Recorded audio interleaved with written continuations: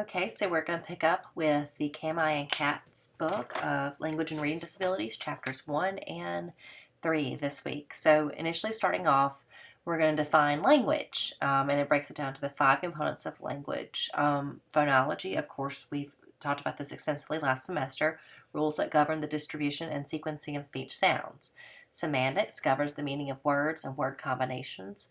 Then it breaks it down into lexical semantics, which means meaning conveyed by individual words, versus relational semantics, relationships that exist between words. The morphology of language is the grammatical morphemes that modulate meaning, and a good use of morphemes. It morphs it, it changes it, so that's a morphological root in the word morphology. Syntax, a rule system that governs how words are combined into larger meaningful units of phrases, clauses, and sentences. And then finally, pragmatics, the use of language in context. And it also includes discourse context, conversational, classroom discourse, narrative discourse, and event discourse. So then we go into the definition of defining reading. And before we presented the simple view of reading, the broad view of reading was that it emphasized higher level thinking process, that essentially you used your higher level thinking skills to guide your reading process. But if you break it down to the simple view, you think about reading consists of 2 components, the decoding component and the comprehension component. And that's the view that's predominantly presented throughout this book. And you can decide theoretically if this is the view that you think best. It is essentially, as the name says, simple. It's easy to understand. You have decoding components and you have comprehension components. So there's 2 separate elements. Again, this goes back to the great debate in reading. Do we teach comprehension, or do we teach decoding, or do we teach them both? And essentially, they have to know how to decode in order to be able to read, is the view that I fall into. And I think you find most speech language pathologists fall into that same area, that we have to teach them phonological awareness and phonics. Now, the narrow view of reading proposes that if you just focus on decoding abilities, narrow it into that much, then you should eliminate most reading problems. So that was presented by Kamhi, the first author of this book. So they're not going so far as to say that the narrow view of reading is the only way to go, but you can tell how much emphasis the authors put on phonological awareness and phonics due to the research that we've seen about it. Okay, so models of spoken and written language comprehension. You have the bottom-up models, which is a step-by-step process that begins with the detection of auditory or visual stimulus. Auditory, of course, being in the ear, visual being in the eye. Auditory speech, visual reading letters. So you go from the ground up, like a Piaget model type of theory. A top-down model emphasizes the importance of scripts, schemata, and inferences that allow to make hypotheses about the information. So you're using all your meta-linguistic and metacognitive processes to come to conclusions about what it is you're reading or what it is that you're trying to infer. But it doesn't take into account if whether or not the child can get to that point. Can they read enough to comprehend it to use their top-down process? An interactive model allows for parallel or simultaneous processing to occur. And this pretty much is the view that reading models take now, is that it's not single bottom-up process, it's not top-down process. Those models help us to understand how reading is occurring developmentally and where to teach it, but it's not useful in saying that you're separating one component from another, because everything's very interactive in the reading process. And then the connectionist models, the lexicon is viewed as an interactive network of connections among different layers of processing. And we have Norris has some good examples of a connectionist model of reading that I can show you later on in the semester. Okay, so comprehension of spoken and written language. If you refer to figure 1.1 on page 5 of your textbook, you'll see an interactive model that allows for parallel processing within and between levels. The Nelson book last semester had some good visual analysis of parallel processes as well. The Scarborough rope that I showed you earlier is also a good visual demonstration of how everything's interacting and working together.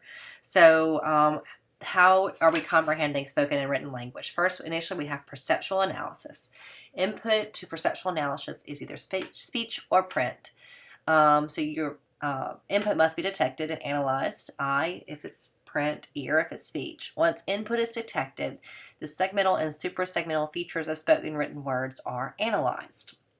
And the book gives some good examples about the phonological factors, phonetic discrimination, which is the ability to hear the difference between two sounds that differ acoustically and phonetically. And, you also have to consider factors for allophonic variations, and how when we speak it, it doesn't always sound the exact way that it's written, such as the allophones, the glottal taps. So that's something to be considered when you're talking about perceptual analysis of speech versus letters, reading. So our phonological knowledge involves higher level conceptual processes which can eliminate the need for phonemic level identification. So when you're coming to speech, you can use your perceptual knowledge to determine what the word is without necessarily using all of those individualized phoneme level processes. So sometimes you can have discrimination versus identification of speech and reading problems. The problems in their phonological identification or discrimination could appear to be a discrimination. The problems related to phonological processing could appear to be a discrimination problem, but really it's a problem at the identification level. For instance, speech, they have problems in learning which phonetic differences make different meaning, such as the phonological processes of stopping and fronting. And in reading, you have difficulty in learning sounds associated with letters. So you might have the example of the B and the D and the visual differences. And I like the way the examples in the book of bad versus dad, and you're saying that might be a letter reversal, but it's probably more likely due to the being able to correctly identify the distinctions between those two letters, and making that a established connection, making the connection between B and D, because they're visually very similar. And it's not that we're visually having problems discriminating between the two, but they're so similar that sometimes you get a little confused. The Paul textbook had the example of two men in graduate class who looked completely different, but you'd confuse their names because they were both the only men in the graduate class. And this book has a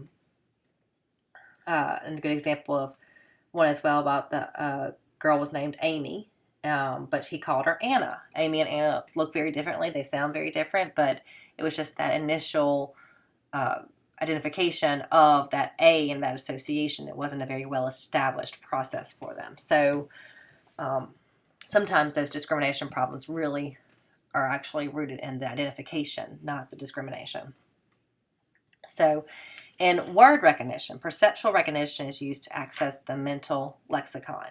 And you want the content instructor mental lexicon is the same for reading and oral language.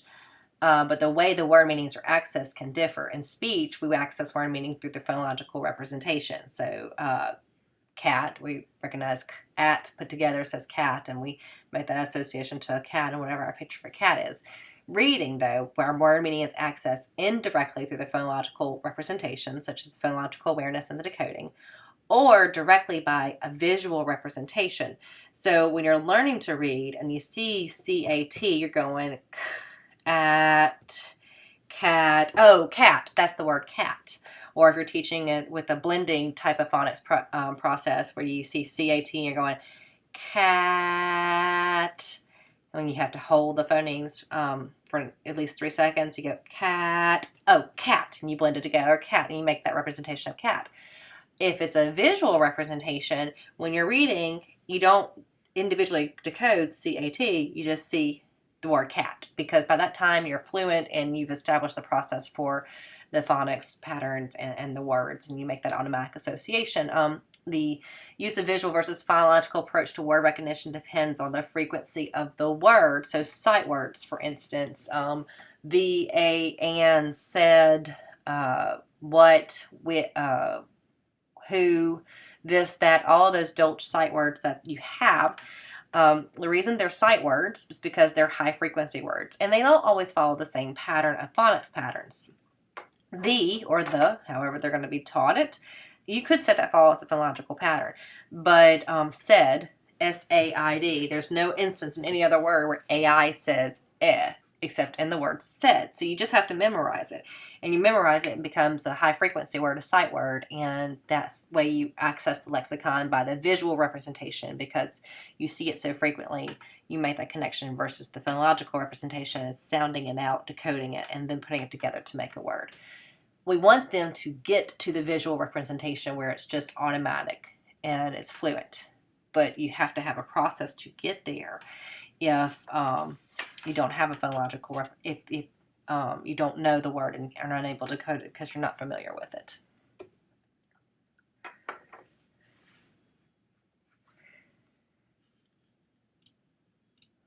One more thing to say about that phonological versus visual representation. Again, it goes back to that great debate in reading, and traditionally use of a visual representation to access the lexicon has been referred to a direct visual look and say or whole word approach. And research has shown over and over and over again that the whole word approach, also whole language would be another way to say it, is not effective in teaching children good reading strategies. Okay, so discourse level processes. The structural knowledge. We use structural cues using spoken and written language, and that include word order, grammatical morphemes, and function words. We use the propositional knowledge, which is memory for extended discourse that rarely maintains structural information. Our memory when we're listening to discourse doesn't maintain structural information. So when we process it, it's devoted to constructing meaningful propositions. And a proposition is an idea unit that consists of a predicate and its related arguments. So essentially, when you're listening to me, you're not writing down every single thing I say. You're not processing everything I say, but you're getting the gist of it based on the predicate and its arguments. What's happening? What's the meaning that I'm trying to convey to you? So that's how the discourse level processes use propositional knowledge. And then word knowledge is used for discourse processing based on the situational model representations, an individual's knowledge of the world. Again, those cultural factors come into play there. And you have content knowledge and interpersonal relations. The specific content domains is what topic you're talking about. For instance, this content is language learning disabilities, versus interpersonal relations, relating your own experience with this and to make it meaningful for you. So there are models of discourse processing, and the models must relate to the structural, propositional, and situational information together. This is all the things we're using to process discourse. So you can look at the construction integration theory. They have many elements enter into comprehension, including perceptions, concepts, ideas, images, or emotions. Scripts and schemas can help aid in our understanding of meaning, but it's still not a good model for the way we process discourse and understand language, because it's too static and linear. But it can help us in our therapeutic methods to teach comprehension and discourse. So scripts contain slots for the components of an event, and schemas have a structure and memory that specifies a general or expected arrangement of information. So by recognizing this, we can use story grammar elements to teach the structural organization of stories. And essentially all stories have a setting and an episode. Okay, more on discourse level processes, discourse and text understanding.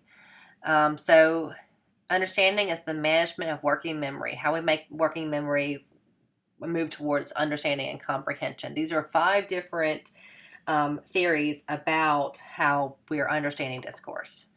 So understanding is the management of working memory. That means comprehension is managed in a limited capacity working memory. Our working memory is not large enough to hold all the information that is trying to process.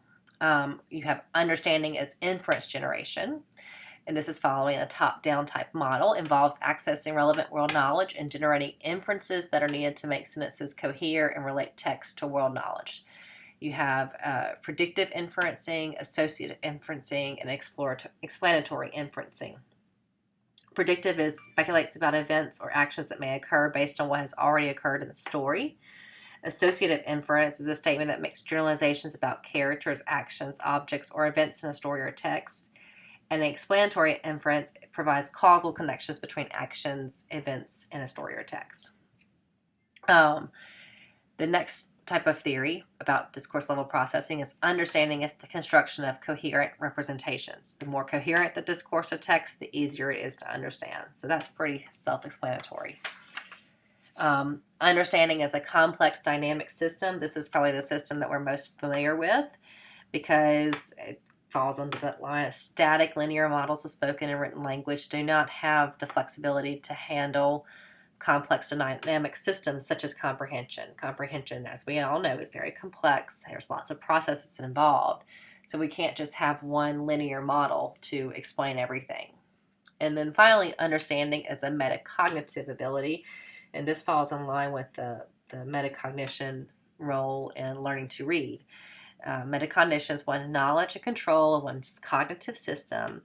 So we use metacognition to establish the purpose for reading, identify important ideas, activate prior knowledge, evaluating the text for clarity, compensating for failure to understand, and assessing one's level of comprehension. So these are all different models of discourse level processes, how we're processing discourse. So that is how we're processing spoken and written language. So what's the difference between spoken and written language? There are three main differences the authors posit here. One, learning to read requires explicit knowledge of the phonological aspects of speech, i.e. letter, sound, correspondence. So you have to explicitly teach people how to read. But in speech, the human perceptual system is biologically adapted to process it. So we're biologically trained, and we see that because all humans, and almost all humans, are reared in environments in which spoken language is the principal means of communication. So over millions of years, or thousands, I don't know, however long we've been around since the beginning of time, our system has adapted and developed an understanding for speech and language that's consistent across cultures and languages. So we know it's biological, but reading is comparatively new and arbitrary human ability for which specific biological adaptations do not yet exist. And we discussed in the earlier lecture about the different types of reading systems that are in place. So we don't even have consistency across cultures about the types of reading systems, whether they're pictographic or alphabetic cipher. And it's important to realize, too, that while we believe we're very literate in the world today, there are still 796 million illiterate adults worldwide. 64% are women, and more than half lived in Southern Asia, or about 20% reside in sub-Saharan Africa. So you have a tremendous large amount of population of people who are not literate, who cannot read. So it's not carrying over across cultures as spoken languages. All right, so what are some other differences between spoken and written language? Physical differences. Speech consists of temporally ordered sounds. Writing consists of marks made on a surface in a two-dimensional space. And then physically, the reader can choose at what level to read a text. If you're reading for pleasure, if you're reading for critical thinking, do you want to sit and digest everything? Are you skimming through? You can choose how you're reading things. Situational differences. Speech is face-to-face mostly, or even if you're on a phone, you're still picking up on intonations and prosody and all these other features of form that are down there at the bottom. So there's a lot of nonverbal communication that's happening in speech. You lose that completely in writing and reading, because writing and reading is an individual endeavor.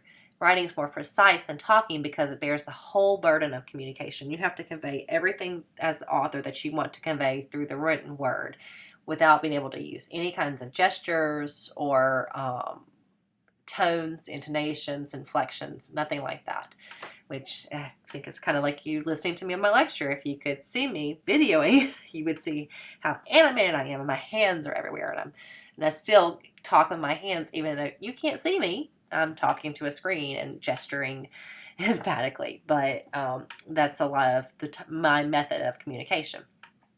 So you have functional differences in spoken and written language. Writing exists to retain accurate records in history. That was the primary purpose for it being invented. We can save information. We can relate stories, events, experiences, history. We can learn things from the written word. Literature is unique to written language. I would be at a loss if I did not have literature in my life, because I love to read and read certain types of novels and books. But that's only unique to written language. The Goldfinch, the Pulitzer Prize winning book this year by Donna Tartt, a Mississippi native, you can never convey that story through the oral word because it's just incapable of that. And that's why literature is unique to written language. Speech serves as a social interpersonal in function too. There's not necessarily a social function of written word, but there is for speech. And then you have form differences. Again, speech consists of sounds, writing of letters, and you have different representations of suprasegmental, paralinguistic, and prosodic features. Paralinguistic features are pitch and timbre differences that distinguish male and female voices. Prosodic features include intonation, stress, and rhythm. And suprasegmental features would be the unspoken parts of speech. All right, so differences, continued vocabulary differeces. You have higher level vocabulary in writing because writing provides more time and resources to select words. I'm always pulling out my thesaurus to choose the word that fits best into what I'm writing. Vocabulary of spoken language is more limited in variety, and you have a different lexicon in speaking and writing. In writing, you have a literate lexicon, and speaking, you don't. And even across academic cultures and settings, you don't see a large variety in vocabulary because it's just not easily retrieved in speaking, but in writing it is. You have more time to sit and digest and think about it. You have grammatical differences. Conversational discourse is low in lexical density and high in redundancy, versus written language is high in lexical density, lots of different vocabulary, and low in redundancy. And then you have processing differences. Context is important in facilitating text comprehension, but plays a limited role in facilitating word recognition to good readers. In other words, good readers aren't depending on the context of the sentence in order to understand what they're reading. But you do depend a lot on context in your spoken word. Higher level contextual information plays more of a role in speech perception or language processing because of the ambiguity and decontextualized speech. So you are using your higher level cognitive processes to make inferences about the conversations that you're having in speech. But the research has shown that unfortunately poor readers who aren't good at decoding rely more heavily on context. That's not really going to be an efficient way to become a good reader. So basic factors in reading and language development. Language learning uses the interaction of biological, cognitive, psychosocial, and environmental factors, and these factors are the same in reading but play different roles. In biological, the body is biologically adapted for language learning, but not necessarily for reading. And there's some debate to this argument. Many argue that, well, reading is just a different modality for the same exact process as language, and if we believe that reading is a language-based activity, then essentially all reading problems are going to be language-based, so you can find language factors there. And that's beyond the scope of this class, I think, right now, but it is something to think about, and if you're interested in that, you could explore it a little bit further. You have environmental factors. Almost all environments use spoken language, but large parts of the world do not use written language. You have psychosocial factors that motivational and intentional states play a more important role in learning to read than learning to talk. Learning to talk you can generally get from osmosis most of the time, but you have to be paying attention and motivated to learn how to read. And then you have cognitive factors because metacognition plays such a huge role in learning to read and being able to understand how to think about language and metalinguistics and to think about our cognitive processes and how we're ascertaining the knowledge from the reading that we're doing. Okay, so now we'll skip chapter 2, return to it later, and let's go on to chapter 3, defining and classifying reading disabilities. So brief history of reading disabilities. The early reports of it first appeared in the late 1890s. So if you think about this argument that reading is not biological in nature and that we're teaching ourselves a process that's not natural, well, there's some evidence to support that, and that we didn't even identify learning disabilities or reading disabilities until about 130 years ago. And it's hard to imagine that it's been such a short time ago that we weren't, these disabilities weren't even on our radar. We weren't even aware of it or cognizant of it. So it has a lot of the reason about why our research is limited. But we have many, many years to continue to explore this topic and gain a better understanding of the language learning process. So W. Pringle Morgan was one of the first ones to identify what he called congenital word blindness. And he was a doctor in the UK. And in about 1896 is when he started talking about it. And I love, on the bottom of page 46, it says he believes strongly that all children with the disorder can learn to read and advocated for daily one-on-one instruction using the old-fashioned, quote-unquote, phonics method of teaching reading rather than the look-and-say method that was commonly used at the time. This is the great debate. This is over and over again for hundreds of years, almost 100 years. We've had the same argument, phonics versus whole word. Phonics, whole word, comprehension. And it's just ironic that about 100 years ago at this time, he was talking about phonics and the use of multisensory input. So he was pretty spot on with what our research is showing today. Then you move on to Orton.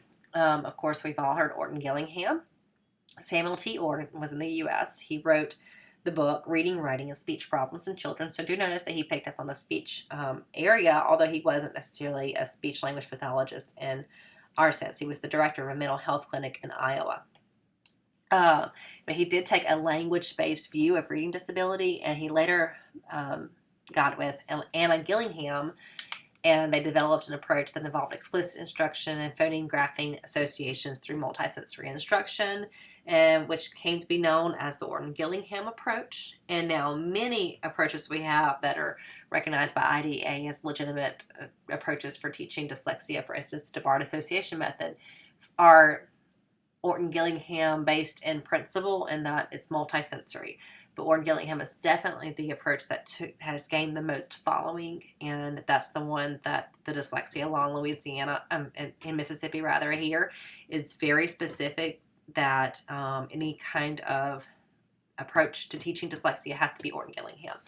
And we don't agree with that as far as speech-language pathologists in MSHA, because as we all know, there's multiple methods that are valid and research-based, but that is what the law says right now, because that's the big buzzword for dyslexia instruction. And it's a very valid approach and method. Then we have Johnson and Micklebust at the Institute for Language Disorders at Northwestern University. They termed the term auditory dyslexia, and their children had problems in perceiving the initial and final sounds in words. So again, you see that phonological component. So moving into the modern era, it wasn't until about the 1970s that the researchers and the philosophers in this area really came around to believing that reading problems reflect limitations in language rather than cognitive or visual perceptual problems. Because initially everyone thought dyslexia and reading disabilities were based in the visual perception problems. But we know now it's a phonologically based issue. So characteristics of reading disabilities, getting into the terminology. So dyslexia is often used, but it also seems to be the most confusing and most misunderstood term. It's the big buzzword in our state now, but it's not just our state, it's nationally trending. There's a big push in the dyslexia community, or for the families of children that are diagnosed with dyslexia, to have their own eligibility, so to speak, in special education. And dyslexia is listed under specific learning disability, but it's not one of those 13 federal eligibility guidelines. But the parents really seem to want that own term. But we always keep missing the boat. It seems that we're not looking at reading instruction and how reading is being instructed. And could a good reading instruction prevent reading problems? We also have the term language learning disabilities. That implies spoken and written deficits, but it's mostly used by SLPs. You're not really seeing that picked up in the educational circles. Learning disabled is an educational term, but it's too broad because it's not specific to just reading alone. You can be learning disabled and have math deficits as well. So in general, throughout the book, they're going to use the term reading disabilities, a heterogeneous group of children who have difficulty learning to read. Regarding the prevalence, just like with language and speech issues, it's hard to quantify prevalence of disorders and disabilities because of the nature of cut scores, as we discussed with that Spalding article last semester.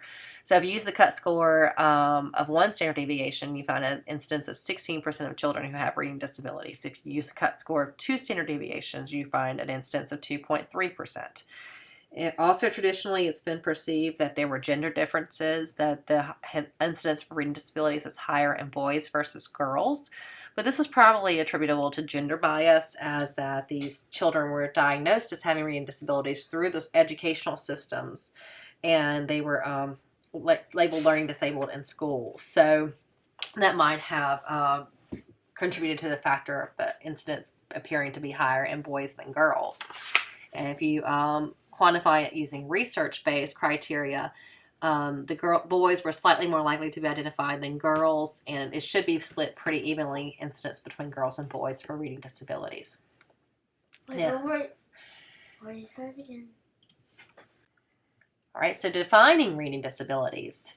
When we look at a definition, this affects the identification, assessment, and treatment of children with reading disabilities, and it has theoretical implications. So we really want to get a good definition of what a reading disability is.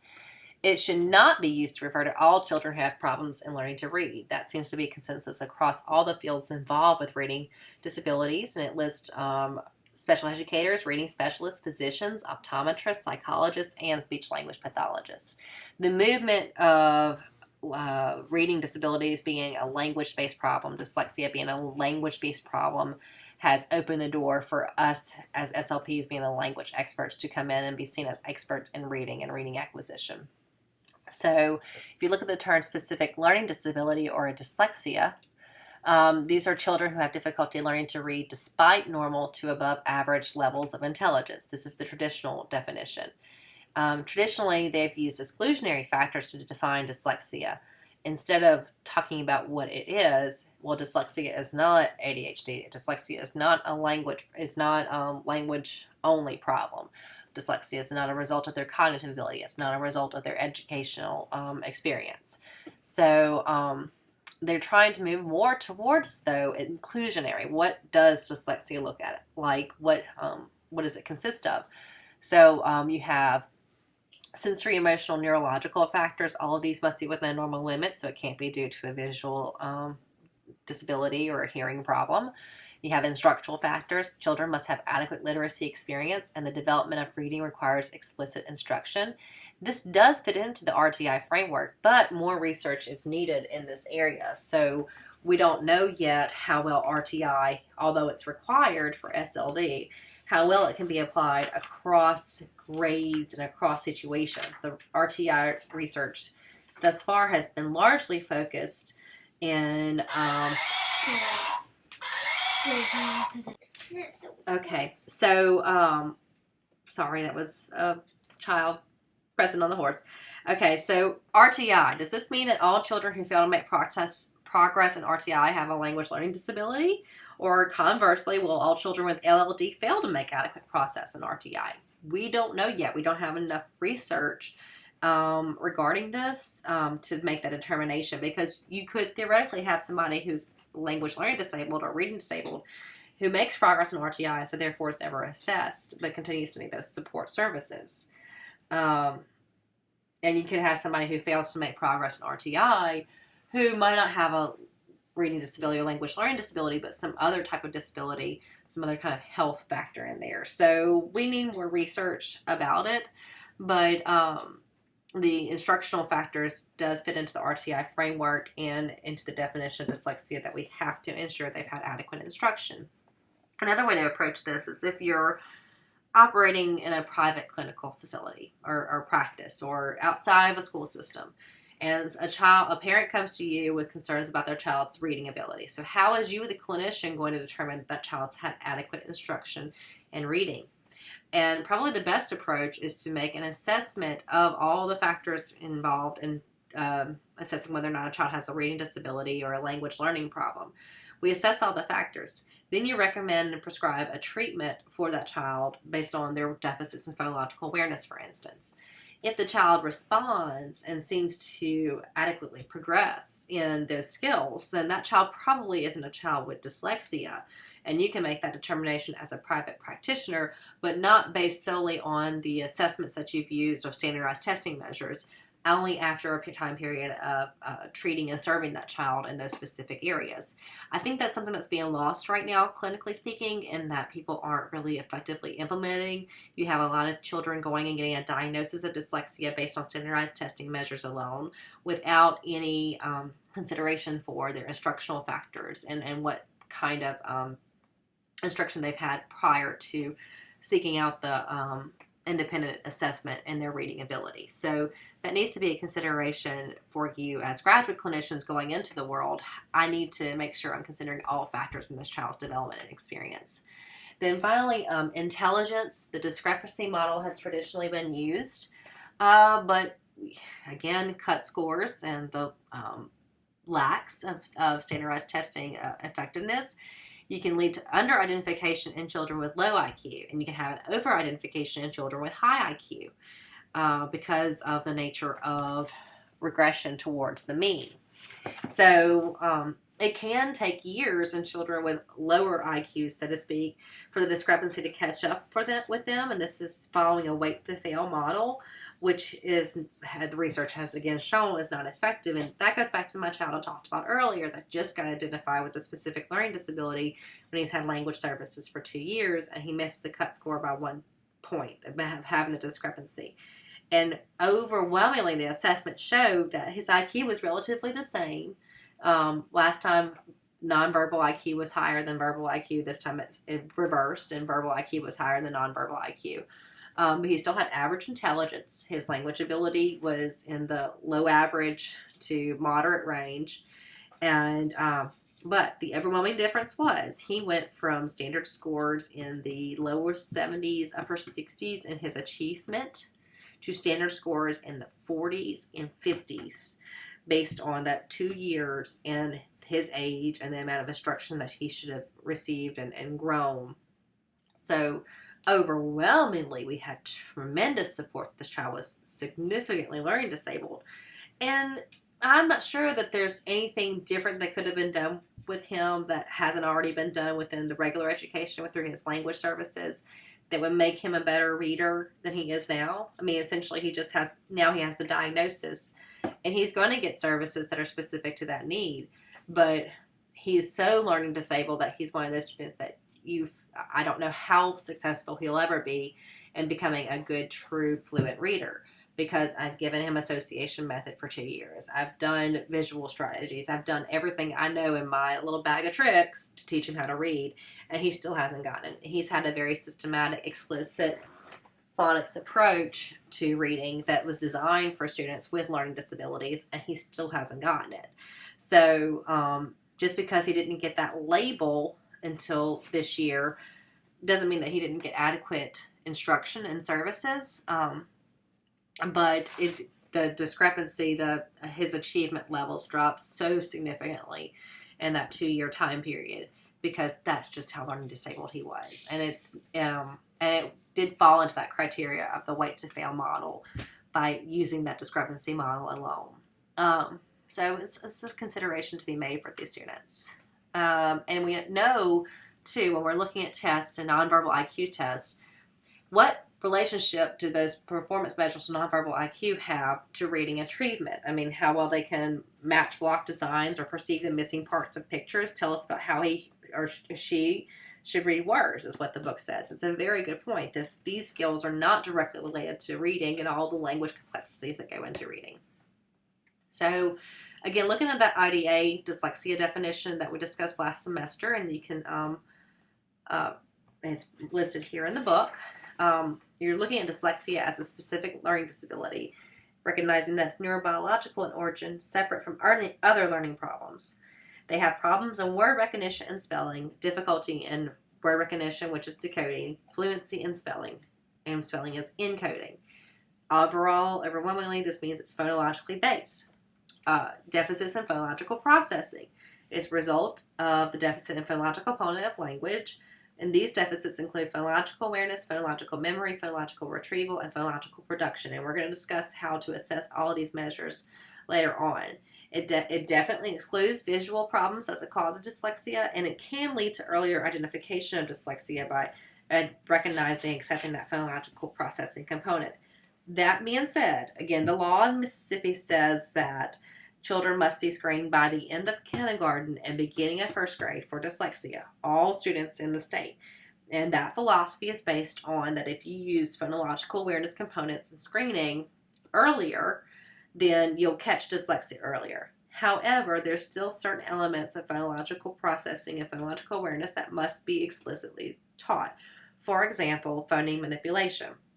So say mat, and now change the to k, and what's the word we get? Kennedy's right here, and she said cat, and that's right, she got it. I don't know if I've taught that to her, or she just has learned it through osmosis, but that's something that she can do. She has that phonological manipulation ability, but not all children do, particularly children with not very strong linguistic backgrounds. They need to be taught that. So how effective is that as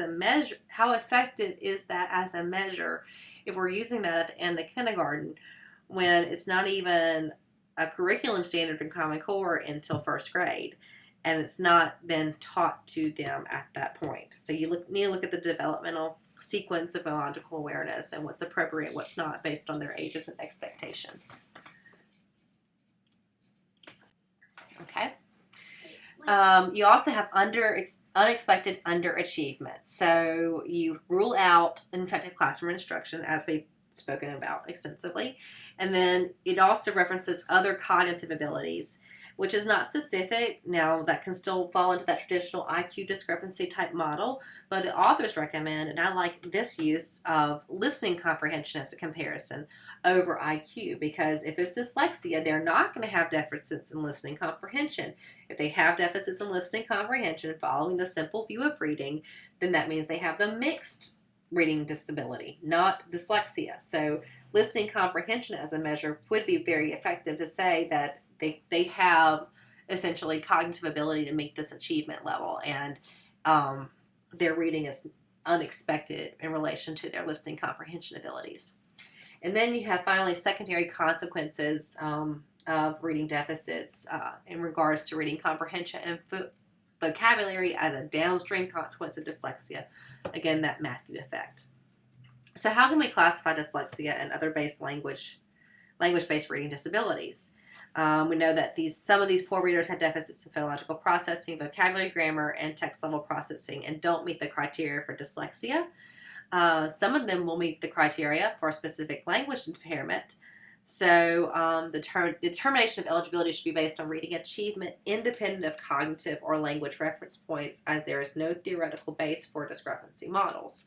So you're using the simple view of reading, as we discussed in the last, in the Paul PowerPoint. And this is what the book describes the dyslexia we've talked about extensively. Mixed problems in word recognition and listening comprehension. These are oral and written deficits. Vocabulary deficits, morphosyntax, text-level processing, normal nonverbal ability. You have non-specify, which the Paul text did not list in our chart. And these are children who have reading comprehension problems for reasons not predicted by the simple view. They have normal listening comprehension, but problems in reading comprehension, normal decoding ability. And then you have specific comprehension deficit, which is problems in comprehension, but not decoding, and also not hyperlexia. In general, these children are poor comprehenders. So what does the research say about the classification of reading disabilities? Well, there are very few studies to determine the incidence based on the simple view of reading. Now, the authors did a study where they found that over half of 4th and 8th grade poor readers with specific comprehension deficits were not identified as poor readers in 2nd grade. So let's pull this article up, because as we get into the semester, y'all are going to be doing the research article on the critical critique of a research analysis. All right, everything we're presenting is based on the textbook. It's based on these authors' points of view. I want you to be able to go in and look at this article and determine for yourself if that was an adequate assumption based on the information they presented. So here's the article, and I've posted it on Blackboard for you to review. In the methods, participants were identified in a longitudinal study of language, the Tomlin study in 1995. So you have to give consideration for 1995, these kindergartners, 1st graders, 2nd graders. They were tested kindergarten through 4th grade. So when they were second graders, when we're talking about their reading ability, it was it was probably before 95 because it was published in 95. So this would have been the early 90s. Okay, so I said, well, what did they use to define who a poor reader was? One standard deviation below the mean on a composite measure of reading comprehension described later. And they assessed reading achievement in second grade. So notice here they're only looking at reading comprehension. They're not looking at reading fluency. Okay, so if we go down here and look at the measures, these are the measures in kindergarten. Let's get to second grade. Listening comprehension, you have the self and the Peabody, phonological processing, word recognition, reading comprehension based on the Gray Oral reading test, and the reading comprehension subtest and diagnostic achievement battery. Reading experience, which was a questionnaire, intelligence using the Wechsler. All right, so those are the only measures they use in second grade. So I would propose, particularly if I wanted to look at this as a researcher to see if you're truly not seeing this deficit in second grade, is that if we looked at these children's reading fluency in second grade, how fluently they were reading words, would there be evidence of that problem in second grade? They did not consider reading fluency. They considered comprehension and word recognition, but there was no measure of them reading a passage that was based on their grade level expectation. And when we do reading fluency, for instance, with the Dibbles, how many words they can read in a minute. Reading fluency in second grade, at the beginning of second grade, it's around 45, 50 words. 55, I think, is the benchmark. By the end of second grade, you've jumped to 88 words. And by the end of third grade, reading fluency has pretty much maxed out 120 words in 1 minute. Okay, so how many words are reading in 1 minute? Could their comprehension deficits be a result of oral language deficits? Could it be a result of decoding difficulties because they aren't decoding adequately? And we don't know because this was the author's research, and it kind of grew out of the Tomlin study. It wasn't even designed initially for assessing their reading achievement or looking at reading performance in second grade. So it was a follow-through study. And so I'm not sure I buy into, essentially, that the poor readers with specific comprehension deficits in 4th and 8th grade weren't identifiable as poor readers in second grade. I think if we maybe took 1 or 2 more measures of their reading ability, specifically reading fluency, we probably would see them as being poor readers and being classified as poor readers based on their fluency. So that's the kind of thing that I want you to be analyzing and critically thinking about when we get to when you get to your research article presentations. So this goes on to talk about the phonological versus surface dyslexia subgroups. There's mixed evidence for this. Nonetheless, important the evidence to me for different subgroups. Everything seems to be still falling into that decoding or word recognition or decoding problems or comprehension problems. The same goes for rate versus accuracy disabled subgroups. Evidence suggests the rate deficits may be attributable to overall comprehension deficits. So coming back around full circle, simple view of reading, decoding deficits, listening comprehension, both. So how can we combine subtypes in research and practice? We need more research to classify and compare groups of readers.